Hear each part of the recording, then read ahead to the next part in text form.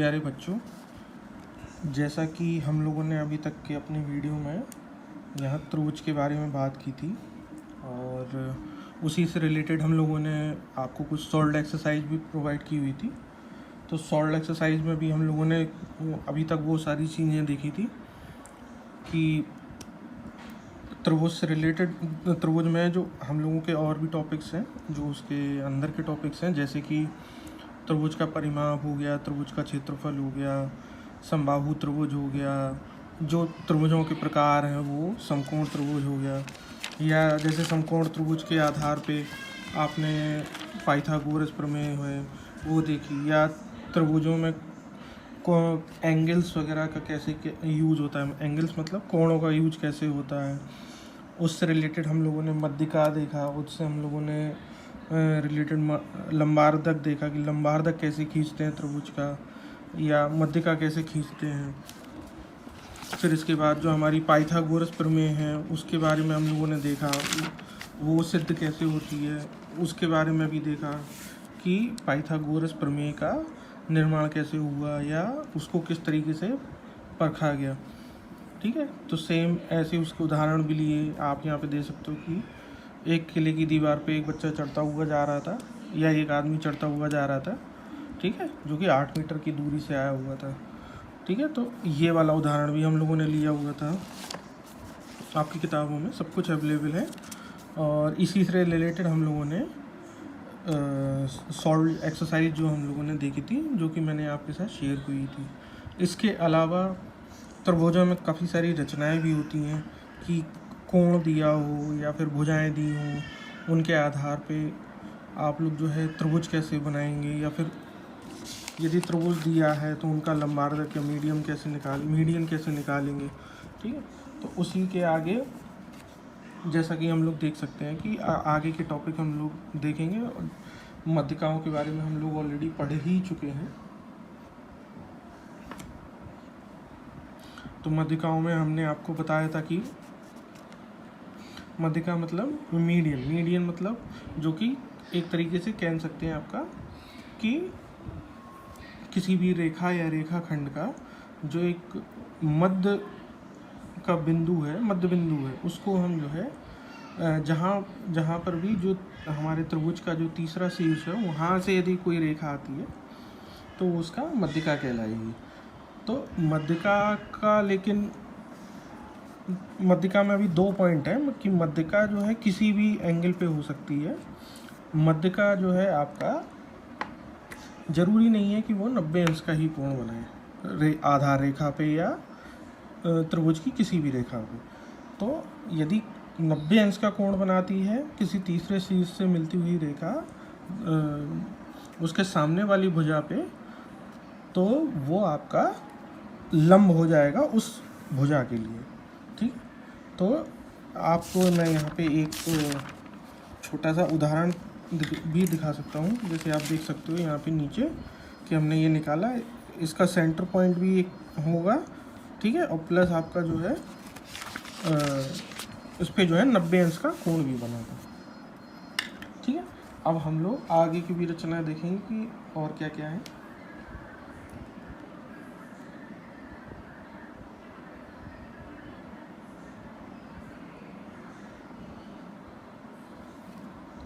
हमने आपको याद होगा बच्चों कि हम लोगों ने आपको कोण कैसे बराबर हिस्सों में काटे जाते हैं, समद्विभाजक कैसे बनाए जाते हैं, उसके बारे में बताया था।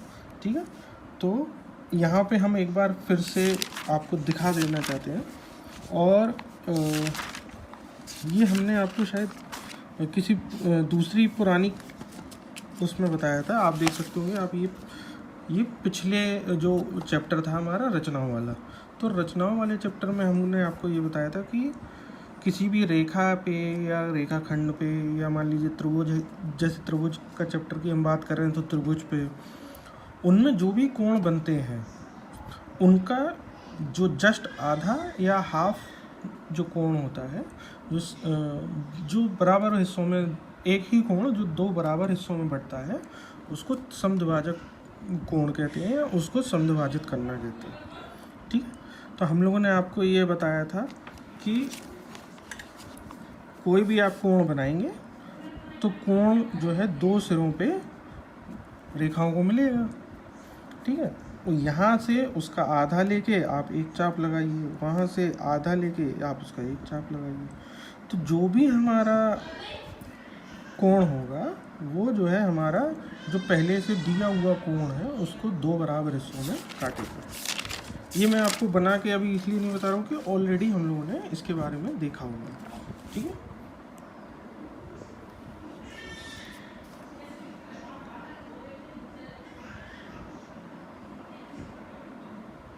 अब पहले तो हम देख लेते हैं कि त्रिभुज में कोणों के हिसाब से हमारे पास कौन कौन से त्रिभुज हैं, ठीक है। तो यहाँ पे मान लीजिए मैं लिखता हूँ कि कोणों के आधार पर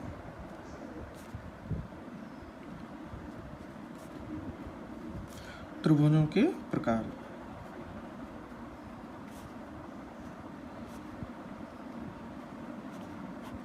ठीक, अब कोणों के आधार पे कैसे, जैसे एक हो गया आपका अधिक कोण त्रिभुज, ये मैं त्रिभुज के लिए निशान बना देता हूँ, ठीक है। तो अब आप यहाँ पे देख सकते हो कि एक अधिक कोण हो गया, एक फिर क्या हो जाएगा आपका न्यून कोण त्रिभुज, तीसरा क्या हो जाएगा आपका समकोण त्रिभुज, ठीक है। समकोण त्रिभुज के बारे में हम ऑलरेडी देख चुके हैं, जिसके लिए आपने पाइथागोरस प्रमेय भी ऑलरेडी देखी हुई है। आप लोग चाहे तो वीडियो जो है दोबारा फिर से देख सकते हैं, ऑलरेडी अपलोडेड भी है और व्हाट्सएप पे भी आपके साथ शेयर किया हुआ है, ठीक है। तो अधिक कोण त्रिभुज की डेफिनेशन क्या होती है कि एटलीस्ट एक कोण त्रिभुज का अधिक कोण होना चाहिए। अधिक मतलब 90 अंश से ज़्यादा का कोण होना चाहिए, ठीक। अब न्यून कोण त्रिभुज में एक या एक से ज़्यादा न्यून कोण हो सकते हैं, ठीक है। तो यदि आपको ये भी पता है कि जब तीनों कोणों का जो योग है वो 180 होता है, ठीक। यदि हम दो मान लीजिए, यदि एक तरीके से एक उदाहरण के तौर पे ले, मान लीजिए 45-45 का हमने कोण ले लिया, दोनों न्यून कोण हो गए, ठीक। तो आपका तीसरा जो है ऑटोमेटिकली 90 अंश का हमें लेना पड़ेगा, क्योंकि जो योग है वो हमारा 180 ही होता है। मैं यदि यहाँ कोई और भी एंगल लूँ, जैसे मान लीजिए मैं पॉइंट्स वाले एंगल भी लूँ, जैसे मान लो आप हमने ले लिया 44.5, यदि ये हालांकि बहुत रेयर और थोड़ा ऐसा एग्जाम्पल है जो कि यूज़ में नहीं आता है, बट स्टिल हम अभी चूँकि टॉपिक डिस्कस कर रहे हैं इसलिए ये बात कर सकते हैं। तो मान लीजिए 44.5 के हमने दो कोण लिए, ठीक है। तो अब जो तीसरा कोण है वो हमें कितने का रखना पड़ेगा, यदि 90 से ज़्यादा का ही रख पाएंगे हम तभी तो हमारा वो 180 बनेगा, ठीक है। तो हमारा लगभग 91 अंश का कोण बनना चाहिए, तभी हमारा त्रिभुज कंप्लीट होगा, नहीं तो त्रिभुज की जो परिभाषा है वो हमारी अधूरी रह जाएगी, ठीक है। हालांकि इस तरह के एग्जाम्पल या ऐसे त्रिभुज जो है एक तरीके से एग्जिस्टेंस में नहीं होते हैं या नहीं बनाए जाते हैं, नहीं डिस्कस किए जाते हैं, लेकिन ये एक बहुत ही एक कह सकते हो कि आप चूँकि हम टॉपिक के बारे में बात कर रहे हैं इसलिए हर एक सिनेरियो हमने लेके चले, ठीक है। तो आप उस सिनेरियो को वैसे ध्यान ना दें तो ज़्यादा ठीक है, क्योंकि हम उसमें ओनली केवल ये बात करना चाहते हैं कि जब त्रिभुज के तीनों कोणों का योग 180 होता है तो हमें यदि अधिक कोण त्रिभुज है तो हमें एक ना एक कोण अधिक कोण रखना पड़ेगा। सिमिलरली यदि न्यून कोण त्रिभुज है तो एक या एक से ज़्यादा जो हमारा कोण है त्रिभुज के शीर्षों पे तो वो न्यून कोण होंगे, और सेम ऐसे ही समकोण में एक जो है जो कोण है वो 90 अंश का जरूर होगा। मतलब सीधी डेफिनेशन आप ये मान के चलिए, ठीक है। इसके बाद यदि हम बात करेंगे कि त्रिभुज के लंब केंद्र के बारे में,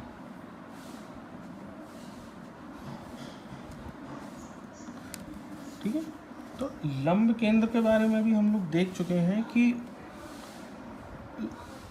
देखिए, बहुत सारे शब्द ऐसे हैं जो खुद ही अपना एक्सप्लेनेशन दे देते हैं। जैसे ये लंब केंद्र हो गया, तो एक तो ये केंद्र पे होना चाहिए, ठीक है। केंद्र मतलब किसी भी भुजा के आधार पे, आधार भुजा हो या कोई भी और दूसरी भुजा हो, उसके केंद्र पर होना चाहिए। रेखाखंड बोल सकते हैं आप। तो किसी भी त्रिभुज की किसी भी भुजा के केंद्र पे क्या होना चाहिए? लंब होना चाहिए। लंब मतलब 90 अंश का कोण बनना चाहिए, जो कि हम लोगों ने अभी कुछ देर पहले आपको दिखाया था, ठीक है। तो ये इन्हीं पे आधारित जो है हमारी अलग अलग तरीके की एक्सरसाइज के क्वेश्चन हैं। तो वो हम लोग धीरे धीरे करके एक एक करके देखते रहेंगे, ठीक है। अब बात आती है कि त्रिभुज का केंद्रक कैसे निकलेगा, ठीक है। तो त्रिभुज के केंद्रक के लिए मैं आपको यहाँ पे एक एग्जाम्पल बताना चाहूँगा कि एक मैं रैंडम त्रिभुज भी यदि लूँ, मैं यहाँ पे पहले टॉपिक लिख देता हूँ कि केंद्रक करके, ठीक है। त्रिभुज का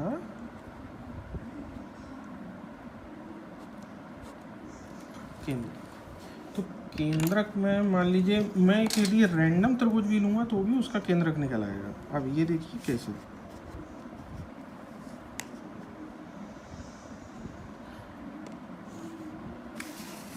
मान लीजिए ये हमने जो है ये रैंडम एक, इस त्रिभुज की हमें नाप पता है? नहीं पता है, ठीक है। तो अब नाप नहीं पता है तो हम लोग, ऐसा तो है नहीं कि इसका जो है केंद्रक या बाकी चीज़ें नहीं निकाल पाएंगे, क्योंकि केंद्र के लिए यदि देखा जाए, इसको मान लीजिए मैंने ABC नाम दे दिया, ठीक है।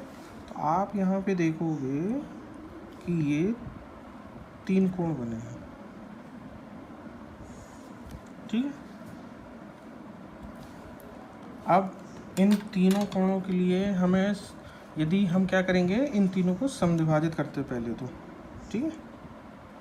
जैसे मान लीजिए मैंने ये आधे से ज़्यादा का ये ले लिया,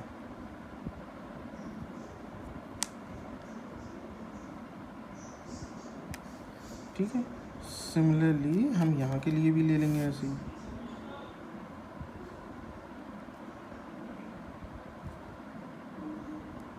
सेम यहाँ पे भी हम ऐसे ही ले लेंगे,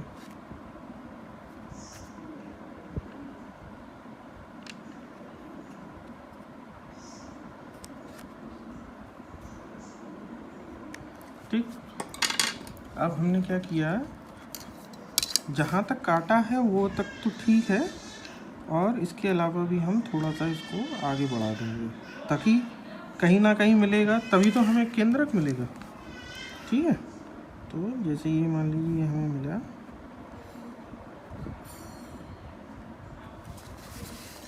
ठीक है।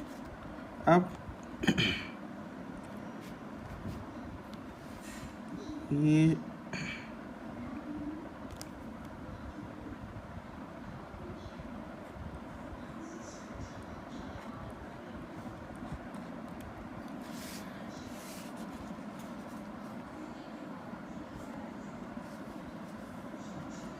देखिए एंगल्स हमारे सही नहीं बने, इसलिए केंद्रक भी बराबर नहीं आया, ठीक है। तो अब बेटर है, ये मैं आपको मैं एक कोई पुराना एग्जाम्पल भी देख लेता हूँ, यदि वहाँ उस पर उसमें बना होगा तो उसमें आपको केंद्रक भी पता चल जाएगा। ये मैंने आपको कहीं ना कहीं बताया भी रहेगा,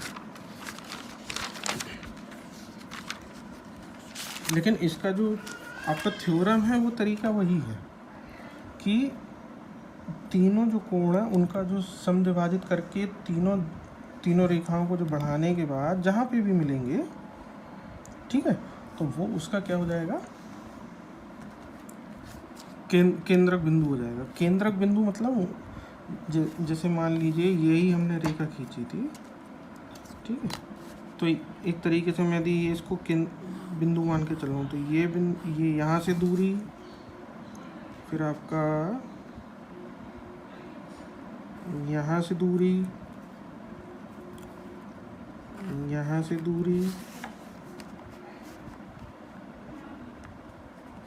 और यहाँ से दूरी, मतलब एक तरीके से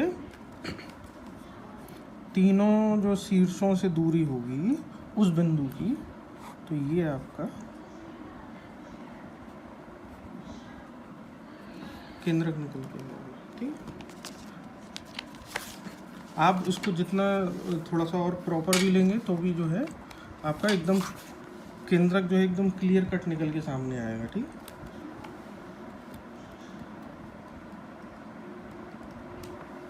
केंद्रक जैसे नाम से भी आप देख सकते हैं कि केंद्र बिंदु बोलते हैं उसको। ठीक है, तो ये सारी चीज़ें, यदि ये इसको मैं यदि जैसे मान लीजिए थोड़ा सा और बता ही देता हूँ आपको कि जैसे ABC लिया था हमने, इसको मैंने मान लीजिए D नाम दिया, A B और C। ठीक, तो जो हमारा AD है, क्या है, AD है, वो आपका किसके बराबर होगा, BD के बराबर होगा। BD किसके बराबर होगा, CD के बराबर होगा। ठीक है, आपको मैं दिखा देता हूँ ABCD है क्या। AD ये हो गया, मतलब ये वाला हो गया, ये BD हो गया, ये CD हो गया। ठीक है, तो ये आपका जो केंद्रक है उसके लिए आपका ये थ्योरम अप्लाई होगा कि मतलब तीनों से जो है समान बिंदु पे या समान दूरी पे रहेंगे। ठीक है, अब एक बात आती है कि त्रिभुज का अंतः केंद्र क्या होता है।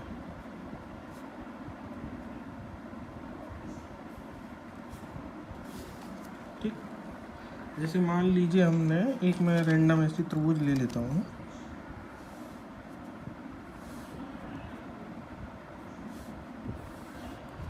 ठीक है, इसको मैंने नाम दे दिया ABC। अंतः मतलब जो अंदर की तरफ केंद्र। ठीक है, जैसे एक लेट्स सपोज मैंने एक ये ले लिया। ठीक है, तो एक केंद्र बिंदु हमारा ऐसा होना चाहिए। ठीक है, यदि आप इसको देखेंगे तो एक तरीके से यही जो है,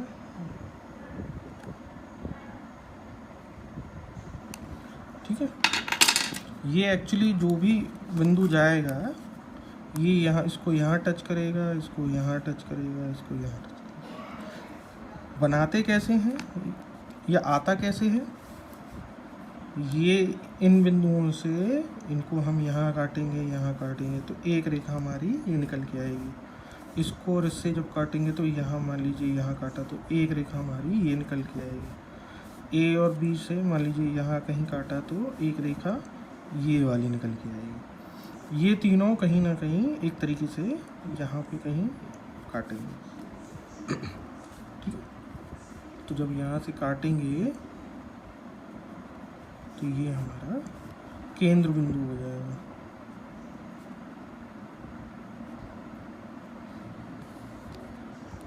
बिंदु लिखते हैं एक्चुअली, केंद्र बिंदु हो जाएगा। ठीक है, और इसी को हम अंतः केंद्र भी कह सकते हैं।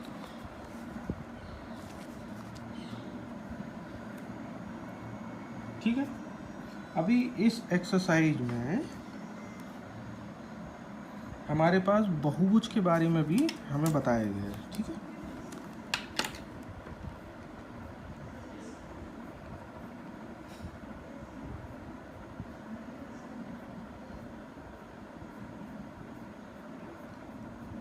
तो हम आपको केवल यहाँ पे आइडिया दे देते हैं, क्योंकि यहाँ पे केवल आइडिया ही लिखा हुआ है कि बहुभुज क्या होता है या कैसे बनाते हैं, वो चीज़ अलग है उसके, क्योंकि उसकी भी जो फीचर्स हैं, उसके जो स्पेसिफिकेशन है, वो भी जो है उसकी जो विशेषताएं हैं वो एकदम अलग होती है। ठीक है, त्रिभुज से हटके भी होती है। और समरूप बहुभुज मतलब आपका रूप एक समान होना चाहिए। जैसे उदाहरण के लिए हम बहुभुज में आपका वर्ग ले सकते हैं। ठीक है, या यदि एक तरीके से देखा जाए तो बहुत आयत भी ले सकते हो, क्योंकि उनमें जो है दो इधर समान भुजाएं होती हैं, इधर आमने सामने की दो भुजाएं इधर समान होती हैं। ठीक है, जैसे ये मान लीजिए ये आपका मैंने एक तरीके से वर्ग हो गया। ठीक है, यदि मैं यहाँ पे देख लूँ, ये आपका एक तरीके से आयत हो गया। ठीक है, ये आपका मैं यहाँ पे जैसे ये मान लीजिए ये क्या हो गया, षटभुज हो गया। ठीक है। ये यहाँ पे ये आपका मैंने पंचभुज हो गया। तो ये आपका बहुभुज में आता है। बहुभुज मतलब कई सारी भुजाएं, इनके कोणों का योग अलग होता है। आप यदि यहाँ देखोगे तो यहाँ ये 90-90 के बनेंगे तो 360 का रहता है, ठीक है। ये भी 360 का रहता है, ठीक है। तो ये भी आपका 6 कोण मिलके 360 रहते हैं, मतलब लगभग 60-60 डिग्री के आसपास बनते हैं यदि एक रूपता या समरूप है तो, ठीक है। इसमें भी कुछ ऐसा ही रहता है, ठीक है। तो अभी इसके आगे हमारी और भी कुछ रचनाएं हैं, या फिर हमारे इसमें जो है त्रिभुजों के बारे में और भी जो चीज़ें दी गई हैं, ठीक है, इनके बारे में हम अगले वीडियो में बात करेंगे। Okay, thank you.